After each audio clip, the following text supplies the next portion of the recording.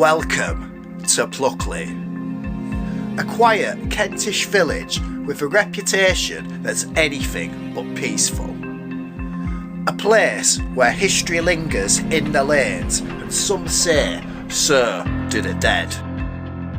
From the ghostly apparition of an ill-fated highwayman said to appear on a cold winter's night, to the flaming spectre of a gypsy woman seen at the bridge where she met her tragic ending, Pluckley has heard every whisper of its chilling fame.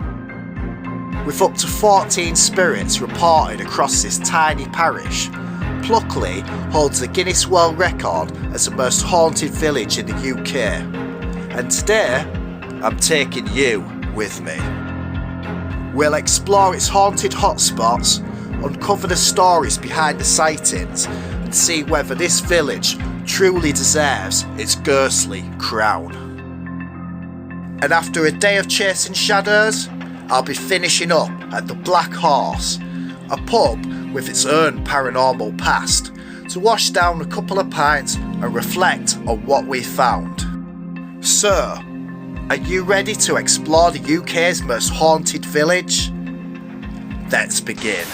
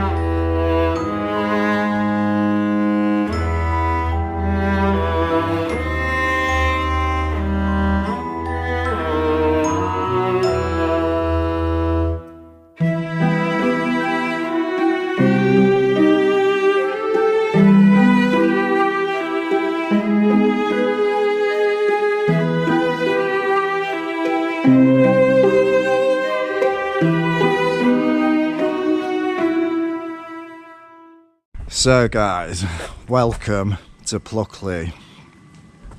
If you've not heard of Pluckley before, Pluckley earns a reputation of being the most haunted village in England. I've wanted to come visit this place for a long time, so I'm quite excited to be here.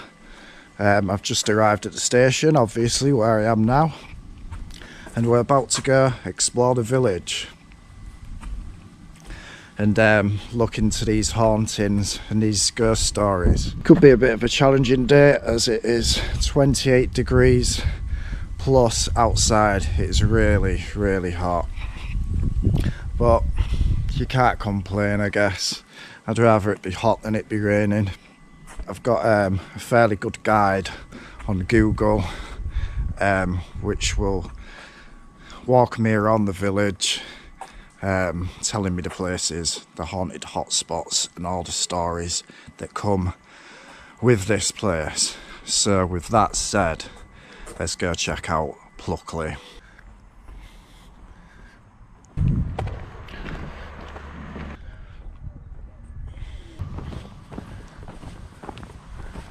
So the village looks to be sort of in two halves.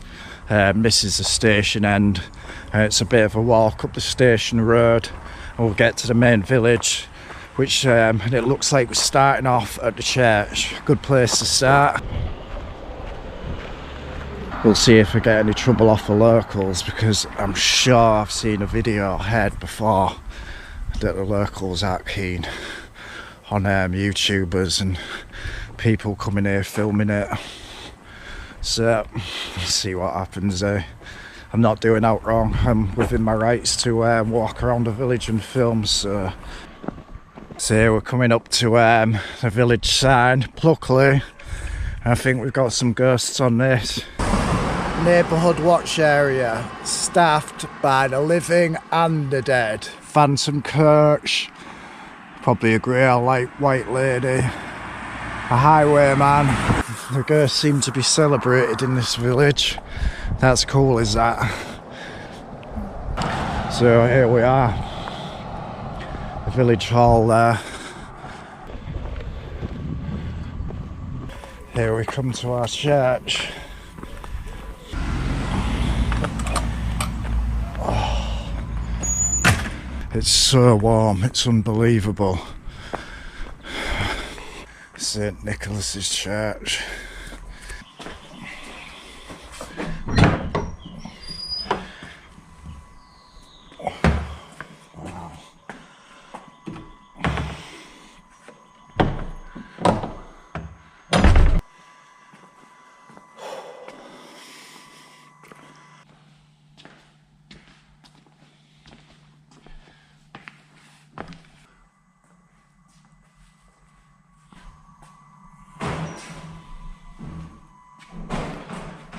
There's someone coming. Yeah, if they've not just locked me in.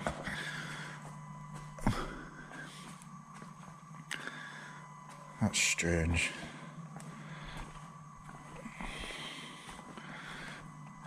No one came in. The latch went. Hello?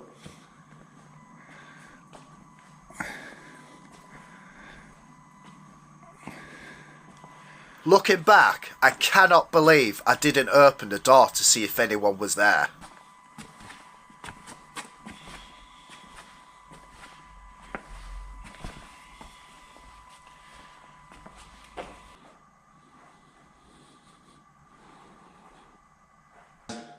This part of the church is known as the Deering Chapel, where numerous members of the family lie buried.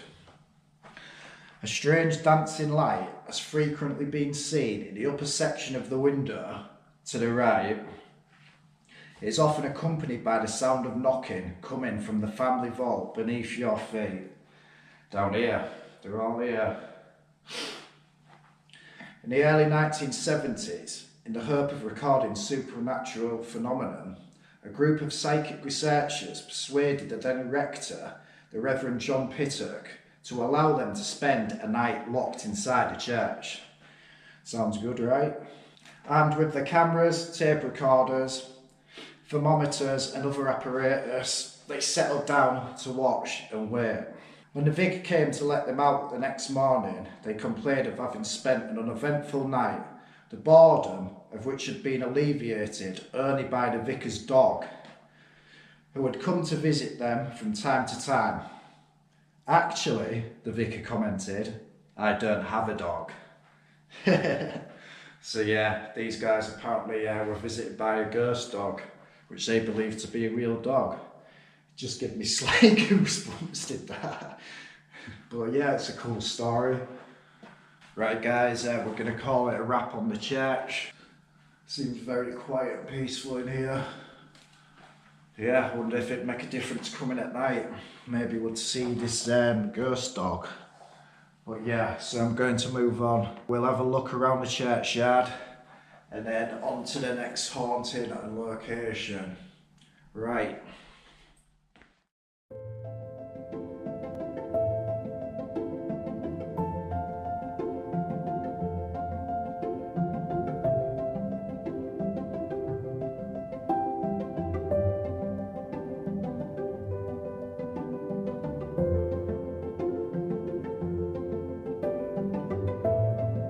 There are two more ghosts that deserve a mention before we leave St. Nicholas's behind.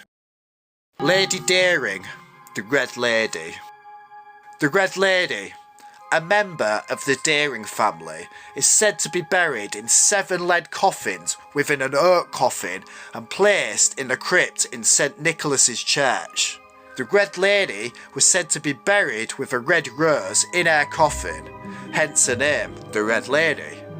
She is said to be searching for the grave of her stillborn child.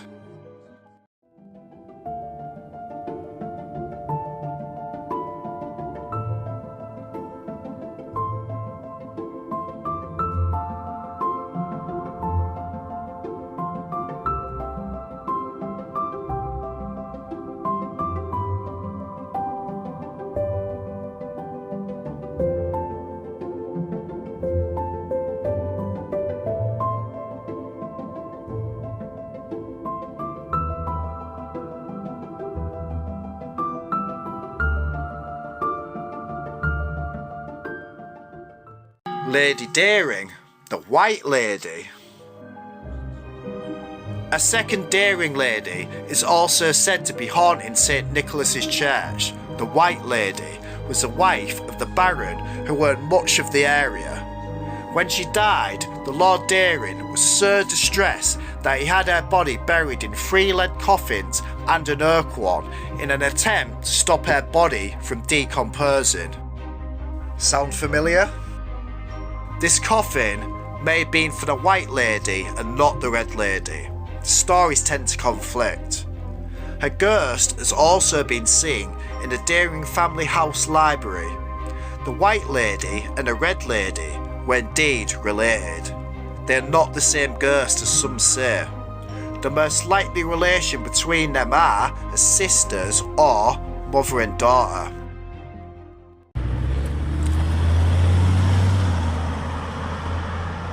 So guys, I have left St Nicholas's behind and we're off to our next haunting. The next place is called Greystones. I've been struggling with the map and the guide a bit, but I've just talked to my first local, who was a lovely guy. Told me loads of places and given me a bit of info, nice guy. So yeah, it's going alright. So the property behind me is called Greystones. Greystones is haunted by a monk who drifts among the surrounding trees. He is said to have lived in Tudor times and is reputed to have fallen in love with the daughter of a neighbouring property.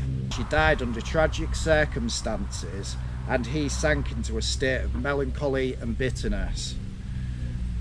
His only solace was to walk the green fields and leafy lanes where they had joined so many romantic interludes together.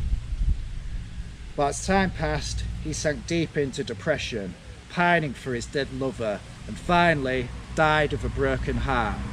His ghost, however, continued to wander the neighbourhood and was last seen in 1989 by an American journalist who glimpsed his unmistakable brown-robed figure drifting behind the house. So yeah, that's Greystones, guys. Just a quick stop off and we'll carry on this ghost tour of England's most haunted village. Rose Court.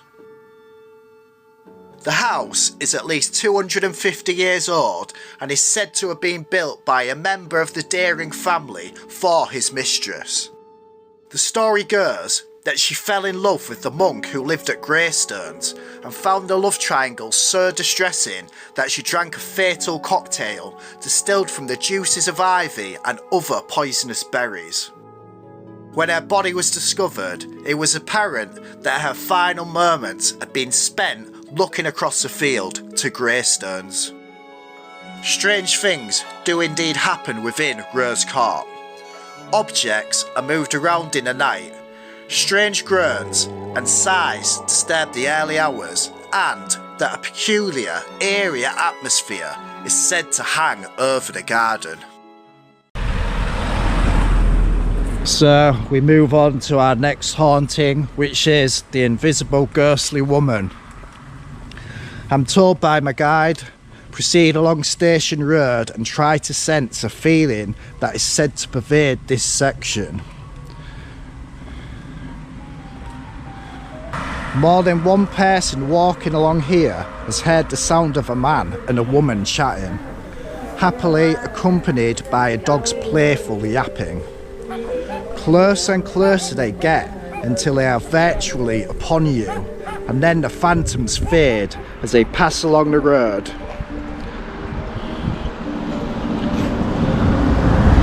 Much as they have done for as long as anyone can remember.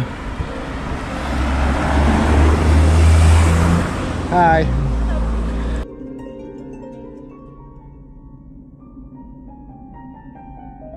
So we'll listen out for this ghostly woman, ghostly man, yapping of a dog.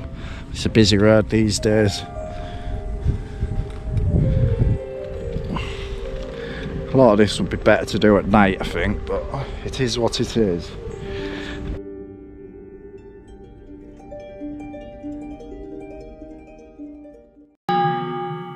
The bakery. Renovation to this property included the removal of an old Victorian fireplace. This exposed the original hearth. This prompted a spate of inexplicable happenings, including ghostly footsteps that stamped across an upper room floor and fell silent as they reached the fireplace. Residents reported an icy chill hanging in the air at this spot even on the hottest day.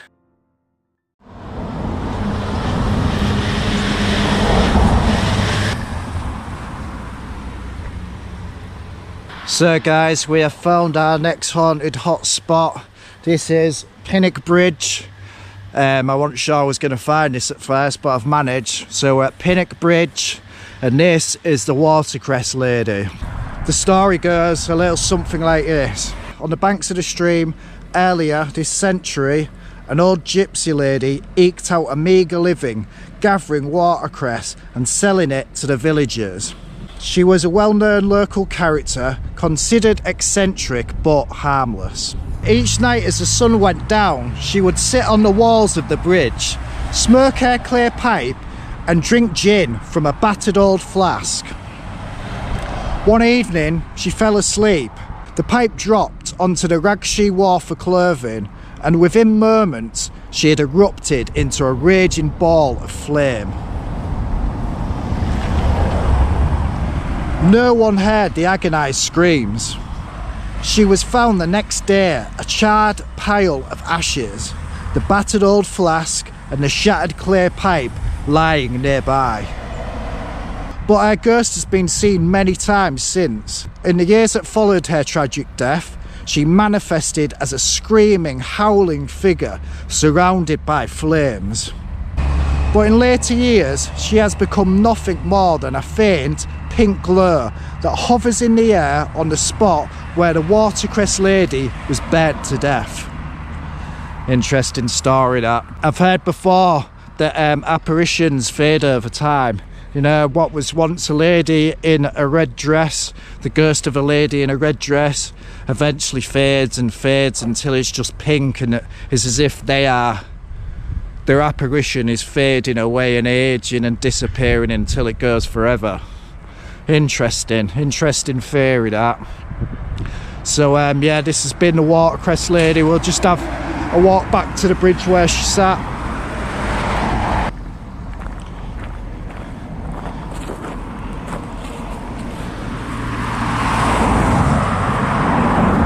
So this is the wall where she sat and smoked a pipe and drank her gin, and this is where she met her fateful end that night. This is where she is still said to appear. Cool stuff, eh? Right guys, on to the next.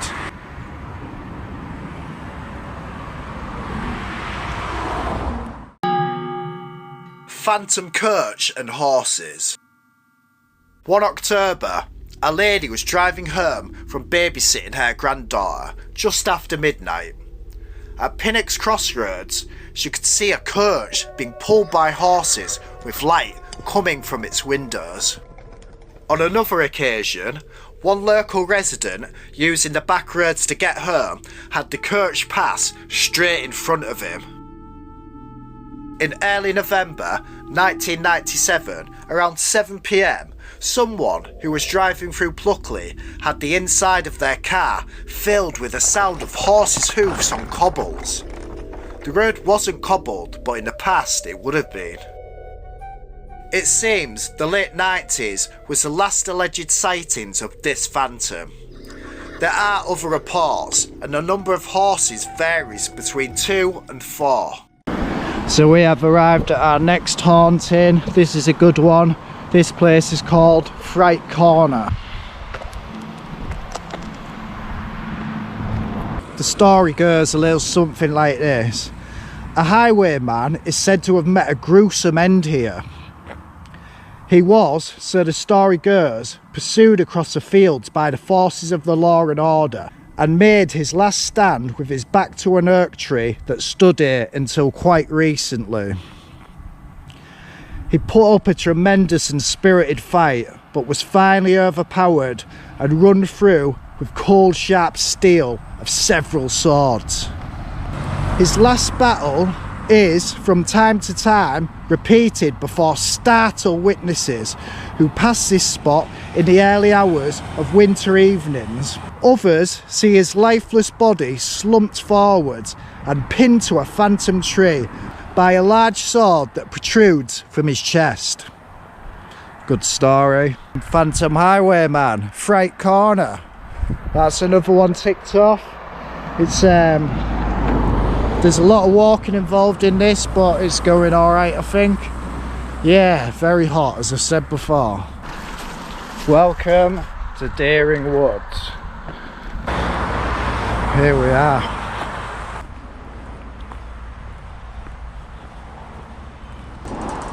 So guys, this is the entrance to Deering Woods, also known as the Screaming Woods.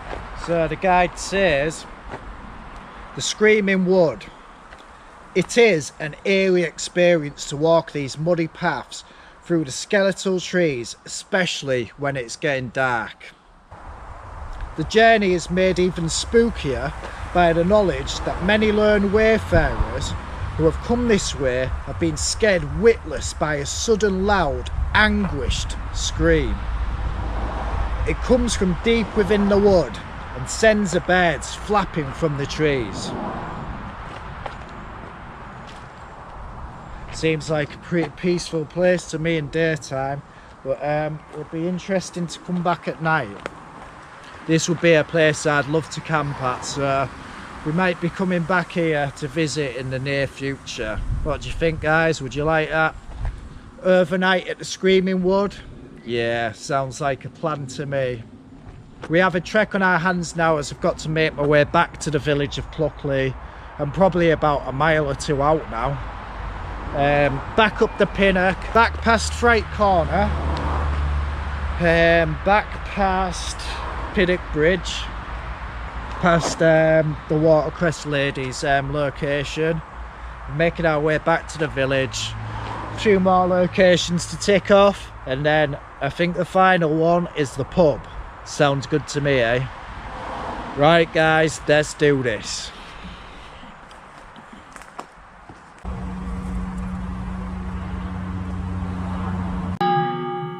Colonel of Park Woods.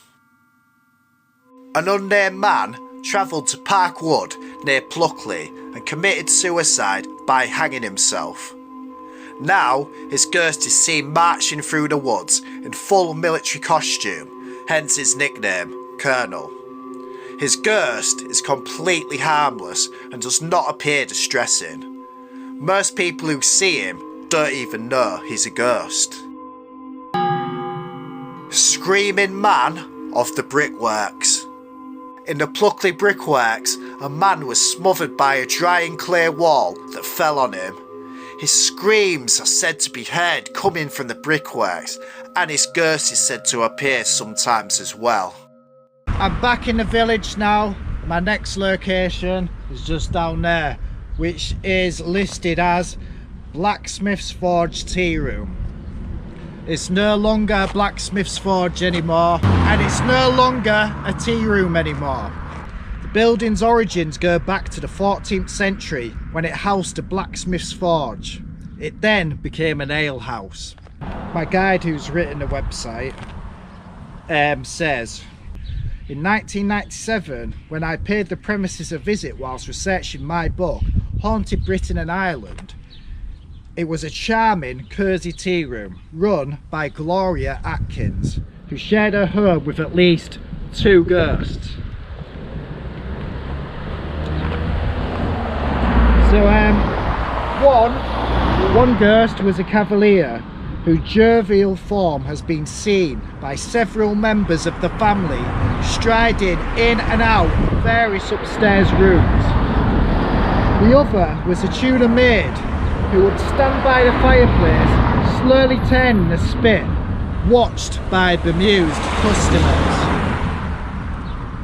Gloria experienced further phenomena such as a line of hanging mugs suddenly clinking together as though someone had just walked by and run a finger along them. On a cold November afternoon in 1997, as she was working in the kitchen, she heard the front door open and close. This was followed by the sound of a chair being moved away from a table. Picking up her notepad, she went to take the customer's order, only to find that the tea room was empty. She could see that a chair had been moved back from the table, but there was nobody in the building. So guys, this is one of our next locations, known as Mucky Dick Lane. Not Mucky Dick Lane. Where the have I got that from? Dick Buss's Lane, named after the former miller that once had premises here in the 1930s. So the story is the schoolmaster. In the 1920s, at the end of this lane, a group of children on their way to school came upon the body of their teacher hanging from the branch of a tree. It's pretty rough stuff, is that? The reason for his suicide was never ascertained, but on certain nights when a light breeze rustles through the trees and a full moon sits high over the neighbourhood, his ghostly form is clearly seen, swinging back and forth, hanging from the branch where his living form breathed its anguished last breath. Spooky stuff, eh?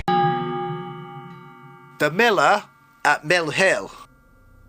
As with many ghost sightings, this apparition is said to be a black silhouette. It's also said that it haunts a ruined windmill near a house called the Pinnocks, and the ghost appears before the arrival of a thunderstorm.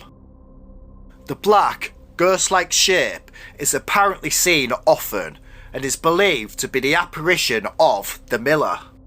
One version of the story, that may be earlier in origin, states that the black figure was sighted by the last resident of the mill, Dickie Buss, before the mill burnt down after a storm, while another source identifies the ghost as Dickie Buss. A variation on the story goes so far on to add further details, stating that it is a very old ghost of a miller who hung himself from a beam inside the mill. A legend has it that whenever something horrible is going to happen in the village, the ghost will also make its appearance, hanging from one of the beams inside the mill.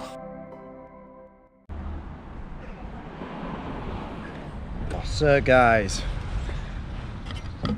pint, alpacalypse. It's a good pint actually, they sell it in one of my locals back home. So, the Black Horse Inn. The manager of the pub in 1997, Laura Gamblin, whom I interviewed about her experiences here. That's not me, that's my guide on his website talking. On the first Sunday, was enjoying a cup of tea just prior to opening for the busy Sunday lunchtime session. She noticed a glass on the shelf above the bar just move a little. As she watched it, she was astonished when it began to slide along the length of the shelf, stopping when it reached the edge. Other ghostly activity included an unseen hand that lifted cutlery from a dresser and arranged it neatly on the side, a spot in the kitchen where the pet dogs would stop abruptly and bark at something or someone, and an upstairs room that the dogs refused to enter.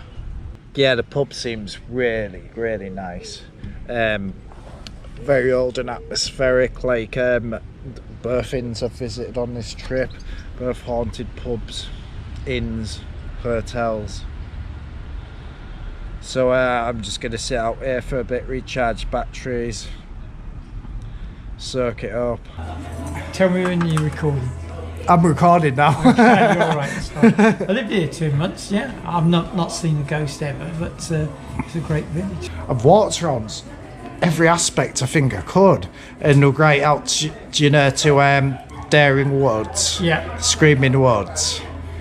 I wouldn't know about the ghosts, so I'm not that up on them, to be honest. Just Google it, and when I've Googled it, I got a good tour where it would literally take you around the village. Yeah. And it just tells you all the stories of these hauntings. And Yeah.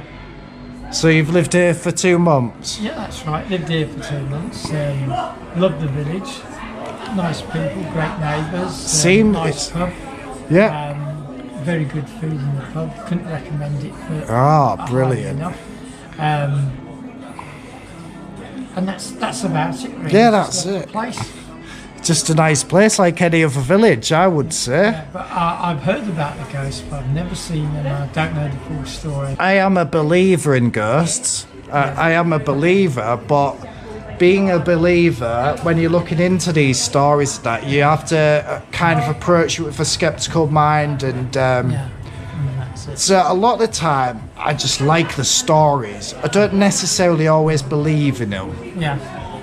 I need to see to believe, sort of thing. Right. Whereas I'm different. I'm Christian, so I don't need to see believe. It's called. Oh well, yeah. And that's probably why I haven't seen any of the ghosts, because God's I guess looking I after don't. me. I guess I maybe worded that wrong, because I guess I don't always have to see to believe. Yeah.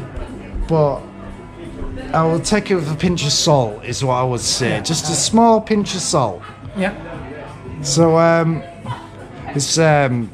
it's been very good to talk to you. Thank you for that. That's okay, no problem. What's your favourite pint at the bar then? Mine is Harvey's. Oh, Bitter. Harvey's Brew. I'm not too big into my bitter. That's all right. It's I'd like my Tim Taylor's. Is that what Tim would? Taylor's is a pale ale. It's very That's nice. it. See, I'm a bit more pale, me. But. Yeah, no, I'm old school. Yeah, you're. Okay, no problem at all. Thank you for talking, though, mate. That's Very okay, much no appreciated. problem at all. Take See you in a care. bit, buddy. God bless you.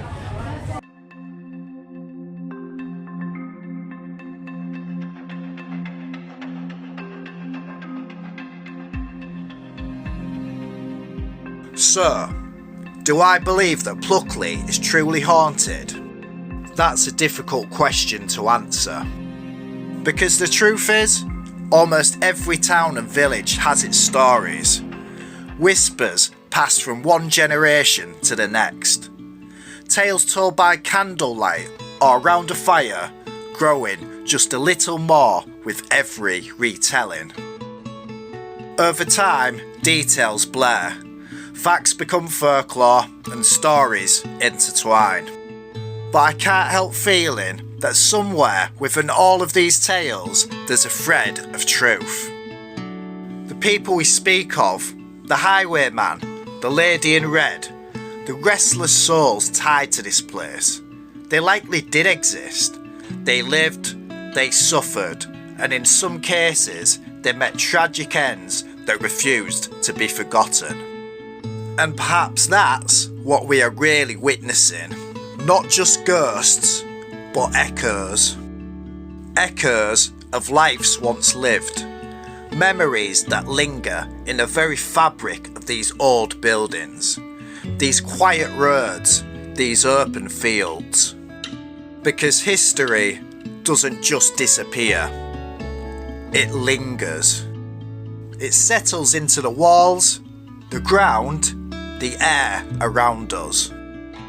And maybe, just maybe, that's what we feel when we step into places like Pluckley.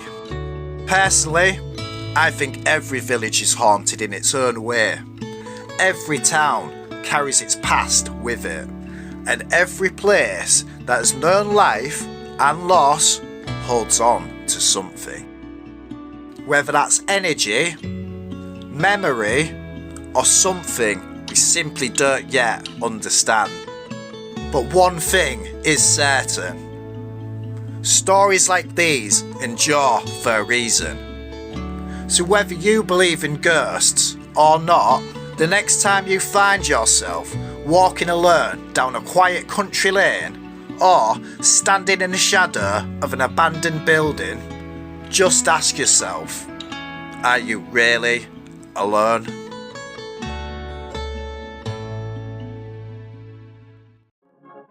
Thanks for watching. Don't forget to like, subscribe and leave a comment. I'll see you next time.